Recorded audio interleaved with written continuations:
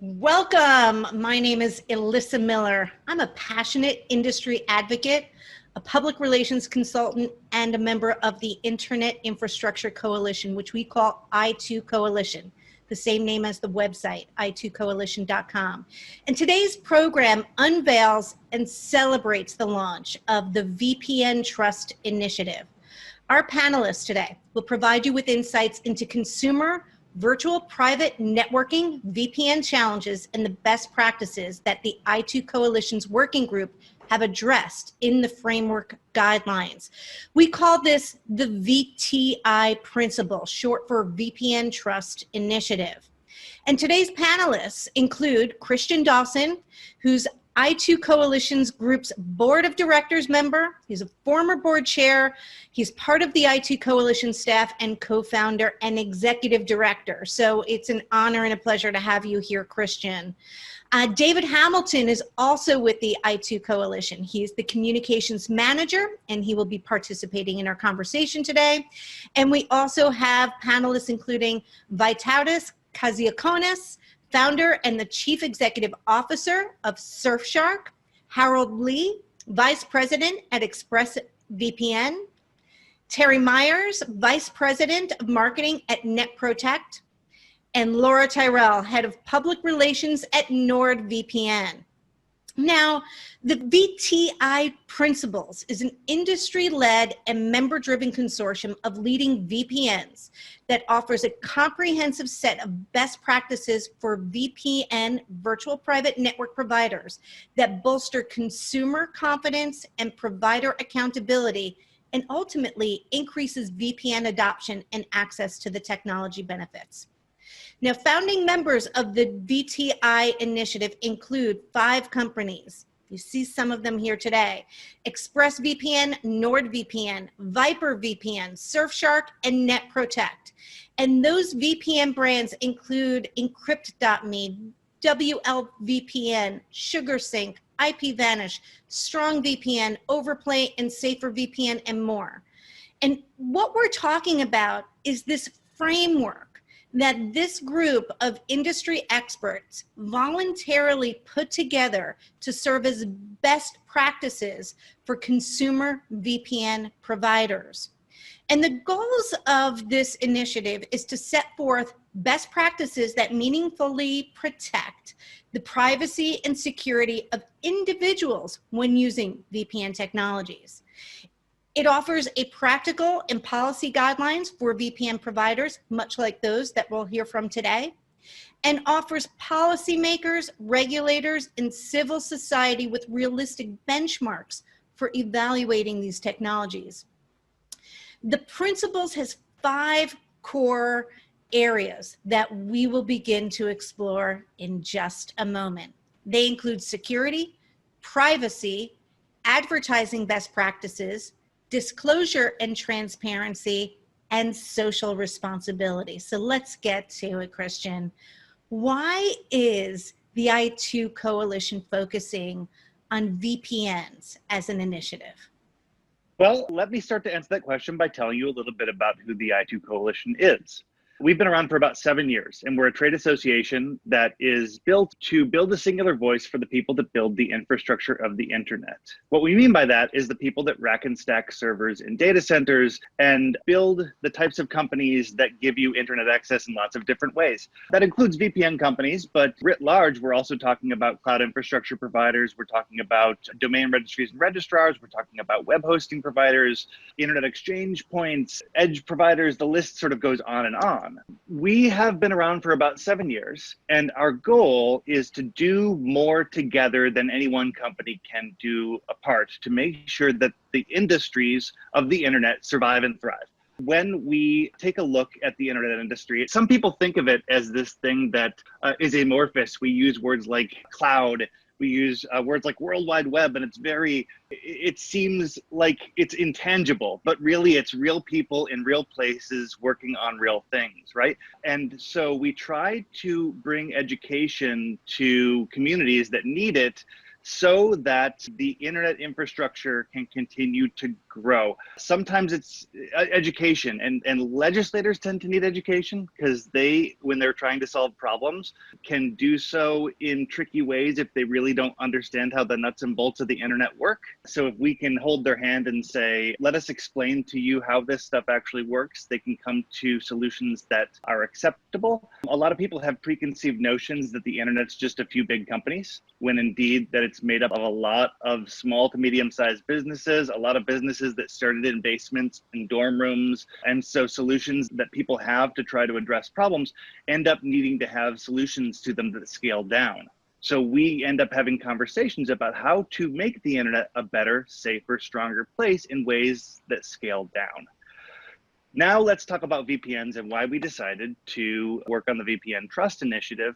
It started very much as a VPN member-led initiative. We had a couple of VPN members of our organization that came to us and they said, we've got a lot of people that are talking about VPNs and they don't really understand them. In fact, there were a couple of legislative situations where we heard in the press that there were people that were looking to ban VPNs outright that called them nefarious technologies. Sometimes it wasn't VPN, sometimes it was talking about strong encryption, vilifying encryption, talking about it being a problem. And we decided that we really needed a specific initiative that focused attention on VPNs in a way that allowed the people in the VPN industry to build a singular voice to talk about the good that the VPN industry does. Once we decided that we were going to do that, we could all come together and be cheerleaders for the VPN industry. We realized that in order to do that from an authoritative standpoint, we needed to spend some time talking about what makes a good VPN company. And so I think that we actually announced that we were pulling together this group around 9 months ago. It took us 9 months of meetings on a regular basis for all these companies to sit down and methodically go through, for us to listen to each other, for us to learn about each other and how we operate and how we run our businesses, to start to put some core principles down on paper about what we considered good practices in the VPN industry. By creating this particular document as a way to start the conversation about what good the VPN industry does, and using this as sort of our formative document to start the conversation with the public and with legislators and what have you about the good that the VPN industry does, we were able to, what I call, establish a floor. Not necessarily a ceiling. There may be lots of people that do more than what the principles say on various topics, but start a floor and say, when we're talking about VPN activities and the good that they do for the world, we're talking about companies that are above this bar. So that's the work that we've done over the last 9 months, and it gives you a little context as to why we did it. It's amazing, right? And if we're not doing this as a collective, when and should issues come up, because there's always a lot of cyber risks out there, we risk that others will make these decisions for us. So it's really important that the I2 Coalition is bringing together the best minds of the industry to help mitigate and get ahead of some of the issues that might be out there and help educate the marketplace. So really appreciate what you guys are doing. In this group here, you know, Vytautas, I'm gonna ask you this question because we've talked about this before, but in your opinion, why are the VTI principles important today? Yeah, hi, I'm Vytautas. I'm CEO and founder of Surfshark. So we were one of the companies who also approached with the idea of actually establishing this. And I personally believe that establishing principles that would bring more trust and transparency is long overdue. And the reason for that is because user trust is such a critical element for any VPN company to succeed. And until today, it has not been easy to fulfill that promise of trust without having any benchmark to substantiate the claim. Every VPN provider, for example, had its own idea how, what the acceptable practices are, what protocols should be used, what is secure and what is not. And so all these participants of this webinar have been working on those principles to establish the benchmark in privacy and security, advertising practices, transparency and social responsibility. So These principles will help consumers make informed decisions and guide VPN providers to offer trustworthy services. The principles are also essential for other parties, such as government officials and policymakers, which you mentioned as well. And having this single document we all agree on will help get us a voice and whenever approaching lawmakers, because the issues we face in policymaking have not disappeared. And in the 90s, we had issues with cryptography ban exports, and the discussions are coming back again. And because what we believe the internet is for, we strongly stand for those principles. And I think the VPN Trust Initiative will hopefully allow us to get our voice out and possibly make for better change. Yeah, and what's really important there, I think, is the word trust. Part of the challenge that you all have to overcome is both not just with the regulators and policymakers, but also with the consumer buyers. And Christian, you mentioned that you started this 9 months ago, which means that you guys began creating the framework for this before the pandemic hit. And when the pandemic hit, that really drove a lot more utilization over the internet. And so, Terry, I wanted to ask you about that, because when we look at the importance of VPNs, especially now, the current landscape with everybody working from home raises the question and awareness of how do you keep yourself secure on that internet? Yeah, that's a great question. So when COVID hit, especially in the US in March, we saw that employers almost had to take this dramatic step forward in the type of technology that they're doing and the type of workplace that people are working from. And they still need to do it while maintaining the privacy and the security of their customers, of their employees. And we just saw this dramatic uptake in VPN. And then, the VTI is allowing us to continue to go forward because of the fact that, as Christian said, it's setting that floor and setting the best practices as to how to best service these customers and gain trust in the world as we know it today, where everyone is working from home. And it's important to understand that, what we're talking about here is trust in consumer VPNs, which is a little bit different than corporate VPNs. And Harold, I know, you're going to bring in the importance of those VPNs services, not just corporate, but consumer VPNs for security and privacy, just as Terry mentioned. Yeah, absolutely. That's what it's all about, right? And I think we can all agree we are here and we're an industry and we're providing VPNs because we care so much about privacy and security on the internet. So, feel free to cut me off if I'm rambling on, because there's so much to talk about here. But as you and Terry have pointed out, we've long been increasingly living our lives online, and now during this pandemic, it's like we're living our entire lives online, and we've got so much data out there on ourselves, and personal data, sensitive data. And the key question that people have, consumers and corporations alike, is how do we protect that online data? And how do we protect our lives online, essentially? So I think VPNs are really central to that. Certainly, they're not the only tool. They're not a cure-all. But for example, the encryption that VPNs provide help ensure that all your traffic is encrypted so that people on the same network, maybe a malicious actor or your internet provider, can't see the contents of your traffic. So that's just one really central example of the benefits that it can provide. I don't know if any of our other panelists have any comments about other benefits of security and privacy that are really important for consumers to be aware of in the importance of using a consumer trusted VPN service. Well, I might add also that obviously there are a number of different use cases where consumer VPNs come in, and Harold has mentioned one example, but we use that three big use cases as being privacy, security, and access. So Harold's example was security example. Another would be privacy when, for example, you are in the area where you might not have such a free press, for example, and you might want to write about topics which are sensitive. You might want to make sure that you are protected, and it's much harder to find who is actually the original writer. And that's, I think, it's very fundamental and important for this technology to be able to reach those people who need it. And the third was access. So access meaning that There are lots of different countries or regions or areas where, for one reason or the other, people are not able to reach the internet as it's supposed to be.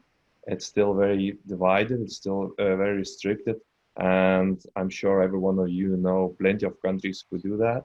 And as a companies, our responsibility here is not only making a business case, but also at the same time in helping those people reach potentially the resources, being education or whatnot, or a different opinion. That's my point on that. Yeah. Yeah, no, that's really, really helpful. And to that point, right, you were talking about some examples and using that as a reference point, which is a great segue into one of the principles that we're going to discuss, which is the advertising practices and the disclosure and transparency of VPNs, right? You've got a lot of people out there who don't know what VPNs are. They see an offer on the internet. They believe every word they say because they read it on the internet, and they're going to go. So how does the VTI address those practices and those disclosures? You know, Laura, if you want to comment on that. Yeah. So hi everyone, Laura from NordVPN.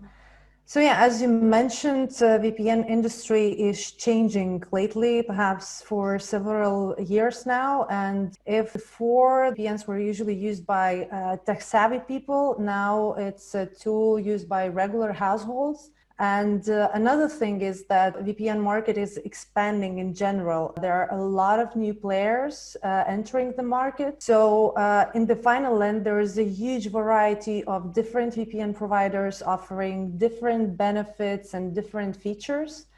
And of course, for tech-savvy people, this is not a problem because usually they are knowledgeable enough to choose a VPN provider according to their needs. But this other part of VPN consumers, for them, it's much more difficult. And this means that VPN advertising must be simple, but at the same time, very straightforward and very transparent, because we have to cover those two very different groups. And I would even say that for less tech-savvy people, we have to speak in a language that is familiar for them. And it's always a struggle because VPN is actually, it's not such a simple tool. It's quite complicated, and it's not, as Harold mentioned, it's not a cure for everything, yes? We have to explain for users that such cybersecurity tools as VPNs, they can help you to be more secure and more private online. But in reality, actually, no one is absolutely 100% safe in the digital world. It's a sad thing, but that's true. You can use all best cybersecurity tools, including VPN, antivirus, various firewalls, password managers, everything. But you can do one tiny mistake, or if you are, for example, willingly share your data somewhere online, well, nothing can save you from cyber attacks. So this is a thing where we work every day trying to balance those two things. On one hand, explain in a simple manner for people what is a VPN, on the other, not like boosting their expectations. So this is Christian. I wanted to make one quick point as Laura walked us through the details of the advertising practices section of the principles document. I wanted to make one broader comment to reinforce one of the goals of creating the entire principles document. It's just what you said, Laura. We tried to make the entire document readable by normal users, by normal humans, in ways that were really clear and concise, so that they could be promises to consumers that they can get. David Hamilton, who's here on this webinar together, he was our lead drafter on the principles creation, worked with all of these companies in order to get this down. And David's background is in journalism, not in technology, though it's technology journalism, certainly. But the goal is to make it very human readable. So thank you for pointing that out, Laura. Absolutely. And one of the things I would also add to on the transparency note, as well. The business model of these companies that I've been so lucky to work with, it is all around protecting people's data. So we do have a lot of companies now, and people are maybe rightfully suspicious of their data being used in unintended ways, but there is a certain transparency around what these VPN providers are doing in their business model, where they're in the business of not revealing people's data. So you're assured that when you choose these VPNs, they're not going to be that weak link that exposes your data, because they've committed to these principles and they're transparent around their business model, that it's not about collecting your data. It's not about exposing you to those risks. It's actually the exact opposite of that. And that's what makes them successful. And I think that's what's going to be a really important point going forward, and why these VTI principles are so important. Yeah, so to that point, David, you wrote up that, the disclosure and transparency, there are three main bullets, right, that I extracted for us, right?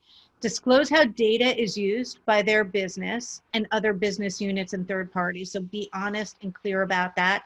Publish those annual transparency reports, and then provide data only upon legitimate and valid court-ordered legal requests, right? Now, there's a lot of uncertainty out there about, what obligations each of your companies has to reporting on what's happening over the internet.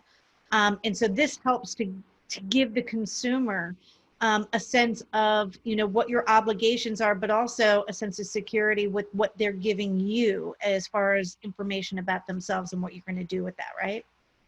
Absolutely. So the principles really hammer home that the VPN providers are going to act in ethical ways, and also they will go out of their way to ensure that your data is not being used by third parties that you are not privy to. So this is the codification of these principles that I'd say all of these VPNs were already enacting. So this isn't anything new to these companies, because they actually really value everyone's safety and security when they're dealing with people's data. So I think that this is putting into language something that these companies abide by and they really believe in, I think, on a fundamental level. And in helping draft this document, I've had discussions with members, and you can really feel the passion for what they're accomplishing with these principles and what they're doing every day in the industry and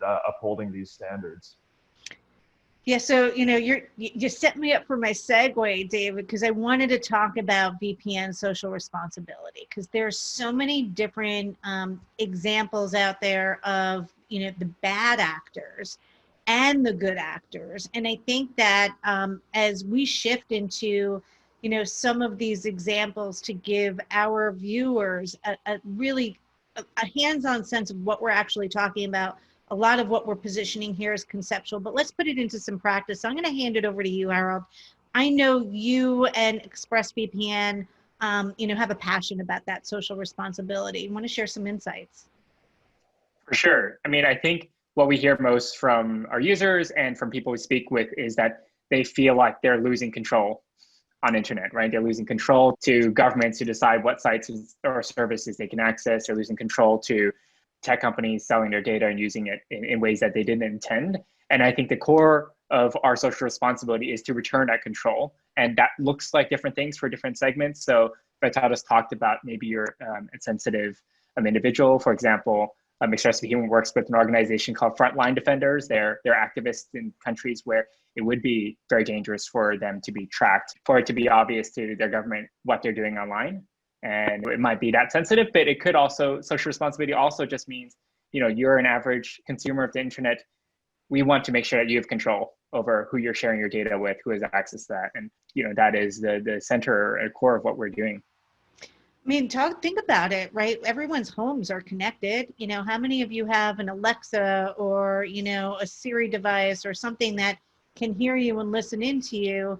And so, that becomes also something for us to be aware of, creating that security around your home, right, Harold? Right. Yeah. And I mean, out to kind of link it all back to the honest advertising kind of angle. I think that's a great example where people might be confused about, okay, I'm talking to Alexa, what's the risk there and how do I protect against it? A VPN in that circumstance probably isn't helping unless there's something going wrong with the encryption on your smart speaker. But I think that's exactly the kind of topic that we've been trying to tackle. Like, why does it take 9 months for a bunch of people who all agree that we want to be doing good and we want to be doing clear, honest advertising to sort out the topics? Because it's complex. And when we try to simplify it for the consumer, we want to make sure things don't get lost. But often, when in this world, in the technical world, often the answer is it depends, right? So often I compare it to, again, talking about the home. If you buy a home security system and it says it's going to keep you safe, no consumer thinks it's going to keep your home safe from termites. And they probably don't think that it's going to prevent the CIA from breaking in if they really want to, right? And that when we, as VPN providers, say something like it keeps you safe, we have to be cognizant that users might not know that it doesn't protect against every single threat they might face. And that is something that we want to be really thoughtful about. And I think that's why this process is taking a long time. And it's going to be an ongoing process as we continue the VPN Trust Initiative to work internally to strengthen that, and also to communicate externally to make sure that we're educating people about what VPNs do and what they don't do. It's such a great analogy, because I think that a lot of people, take that you're going to be safe online as an overall blanket statement, but it's important for people to understand, well, what is safety that we're defining in that, and the VTI does touch upon that. But you also talked about being safe in different countries and regulators and all that kind of stuff. I know, Laura, you and I have had conversations about the perspective from the PR world and freedom of speech and journalists out there. From your perspective, VPN social responsibility is even greater, right? Yes, so working within a VPN industry includes taking into account expectations from very diverse global stakeholders, because all over the world there are thousands of journalists, human rights activists, and I don't know, even just community leaders who are working in their own environments, but they're trying to change the world for the better or for their communities. And sadly, there are a lot of restrictions and a lot of surveillance, and sometimes those people, they cannot access the internet, they cannot spread their word. And even what seems normal completely for us, like connecting to the internet every day, for them quite often is a question of freedom, or imprisonment, or even worse. So this is a big issue in some parts of the world. And it's actually what we usually see, that if political tensions or some conflicts occur in some part of the world, usually interest in VPNs grows. So it means that people are looking for a VPN, they are looking for freedom, or freedom of speech, for a free internet. And that is a big issue. And what Harold mentioned a bit, I believe that another important thing is education, because those people quite often, they need access to a free internet, but then they don't know how to, and they don't know which VPN providers to trust. So VTI principles, I guess, will help even in this area. I think the principle, in part by educating consumers, we also will not allow them to put themselves in danger sometimes by having unrealistic expectations what VPNs can do, especially in the cases you mentioned. That, I think, for me personally, is also very important, rather than just saying, oh, we're gonna protect more and more on people, but also we might protect them by saying not to use VPNs in those cases. So this is where VTI principles can help as well. Yeah, those social responsibilities are certainly important. As we shift up to our last benefit of what the VTI principles brings, which is, benefits to society and establishing trust in VPNs, it's important to note that with everyone, I mean, almost 100% reliant on digital communications now throughout the world, there's no doubt an increase in good and bad actors out there. And what we're trying to do, and the VTI is trying to do, is to help individuals protect themselves from those bad actors. How are you seeing the industry changing for the good, bad, or indifferent? And how should consumers be looking at VPNs in their day-to-day online communications? Anybody can jump right in here. I can start. I mean, just to make it easier, although I guess Harold was also about to say something, but as a consumer, it's important to do your research. Not even if you are not a technical person, there are things you can check for when choosing consumer VPN. One of the easiest ways to ask yourself is, what is the business model of this company? If this company is providing you something for free, usually, the standard saying is you are the product. And the more established and trusted VPN companies' business model, usually subscription-based, they don't need to sell your data to earn their business share. While free VPNs, they are not free. They are free for the reason, right? They're either selling your browsing habits, or they're injecting ads into your traffic, or they're doing something even more malicious. This is the very basic things I would check for first. And then obviously there are things such as what are the terms and conditions, what they're claiming to do, and what your actual needs are. VPN for different reasons, and one provider can do that, other might not. Then there are additional layers of functionalities which are on top of VPN, and different companies provide different layers. Some might bundle VPN with antivirus software. Others might provide some very technical multi-tunneling, which you might need for your use case. So these are all the additional details you might look for.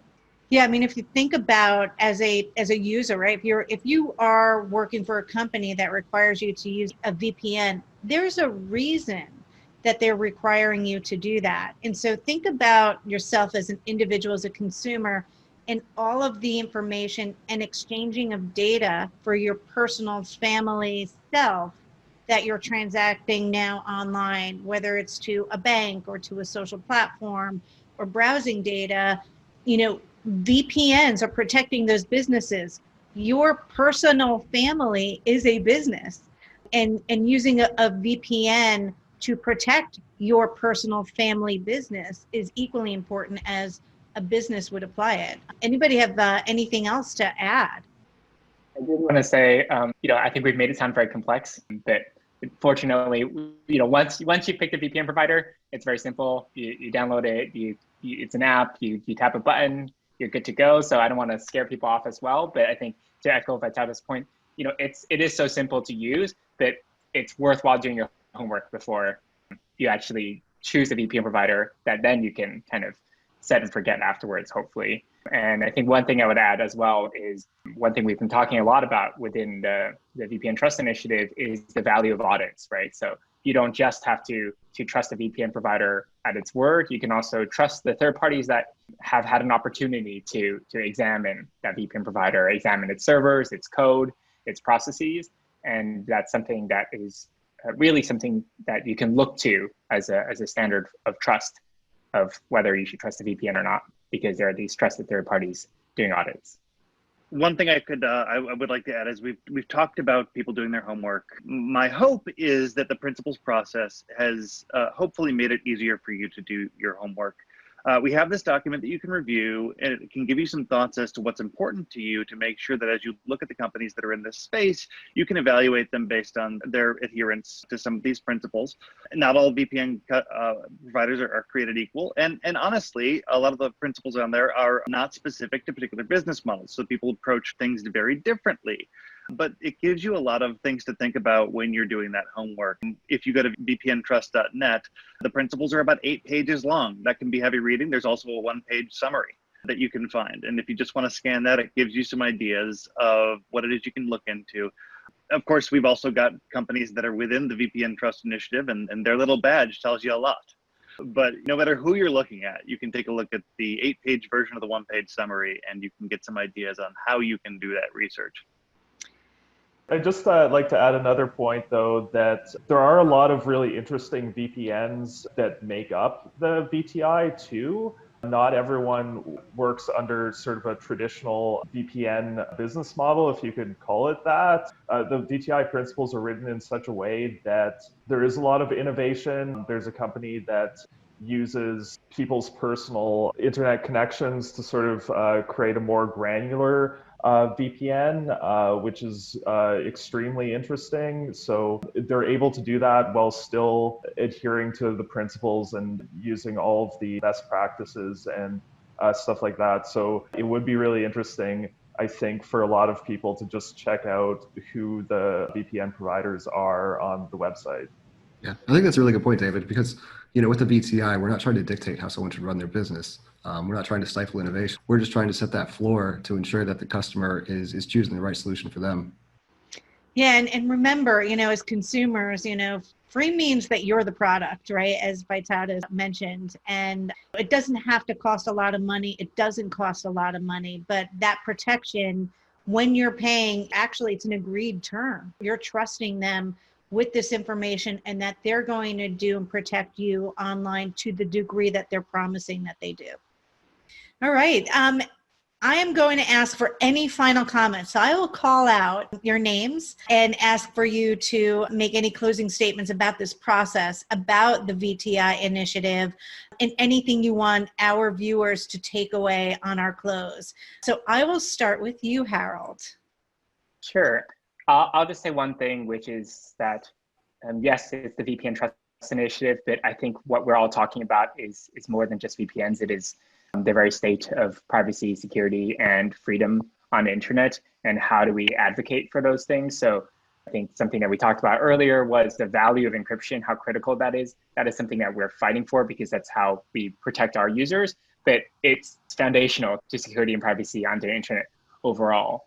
And I think that's something that the VPN Trust Initiative hopes to be able to bring to the forefront, not just VPNs as a tool, but also the problems that it's trying to address. Awesome. Thank you. Laura. Yeah, and perhaps I'd say that, well, in the future, it's seeing what's happening in the world, it's a big chance that the importance of VPNs will grow. But mainstream use of VPN services will make it harder to make a monopoly of personal data, and will leave at least certain aspects of privacy for people, for ourselves. Oh, that's great. Terry. Yeah, I think as Harold said, the benefit of encryption, there's such a great benefit. And when we kind of think about VPN as a whole, without encryption, there really isn't a way to privacy. And in our view is that, you have privacy or you don't. And we really think that privacy should be just like water. You should have that right to it no matter where you are in the world. Awesome. Thank you. Vytautas. Yeah, lots of very good points. Difficult to add something, but I guess with it, overall, the internet trend in the last 10 years was towards collecting more and more data about consumers, and VPNs themselves, I think, kind of try to counter that somewhat. So there's a balance of a choice for the consumer to actually some control, or at least somewhat control, his sharing preferences. And the VTI principles and the whole initiative hopefully will somehow consolidate the efforts and spearhead, the initiative into the broader waters. Awesome. All right, David, I'm going to go to you and I'll let Christian get the close. Sure. So again, really great points. I think that one of the issues is that we kind of are at a tipping point where a lot of regulators and politicians are starting to look at encryption and VPNs with suspicion, even though I would imagine most politicians on business trips and just in their general use are actually using VPNs. So there's a certain element of irony to that. But I think we're at a stage where we really need to sort of band together and make sure that VPNs and encryption are an important issue, and that people with power, they understand it and they're able to sort of make the right decisions for everyone. And make it easy and effective and secure for people to trust those providers. All right, Christian, you get the last word, I promise. I appreciate it. When Vytautas was talking about some of the cases where VPNs are used in ways that even if you consider outlier cases, you're talking about things like reporters who need to be able to get stories out in anonymity. You're talking about people who are in areas in which free speech is being stifled and they want internet access so that they can be a part of a community in which they can get their voices out. These are examples of reasons for VPNs to exist in the world that, as Laura said, are only getting more and more important. And that is why I'm incredibly honored for i2 Coalition to be in a place where we can help bring together all these VPN companies with a singular voice to try and figure out how we can start a conversation with the public and the people that are going to help make sure that the things that we do and the tools that we give to the world continue to grow, to continue to be accessible, continue to be understood. And so I wanted to tell people that this is a release of a document, but it's the start of a conversation. From here, we're going to go out there and we're going to be that singular voice. We're going to be out there talking to people, making sure that we are there as the protectors and defenders and voice of this industry, but also here to listen, to figure out how to evolve the principles, to evolve the industry, to make sure that we continue to hold these core ideas behind what good the internet and the VPN technology specifically can give to the world, that we can make sure that we hold that up. So I'm excited to be a part of it, and I'm really hoping that all of you go to vpntrust.net, take a look at the 8-pager, take a look at the 1-page summary, go ahead and take a look at the companies that are a part of this and engage us as part of that conversation. Excellent. Well, thank you all. Thank you for the conversation. Thank you for all your great work in getting this together. And let's make sure the market knows that there should be trust in VPNs if you're part of the VTI. And you've just raised that floor, guys. So well done. Thank you. Thank you. Thank you. Thanks. Thanks so much.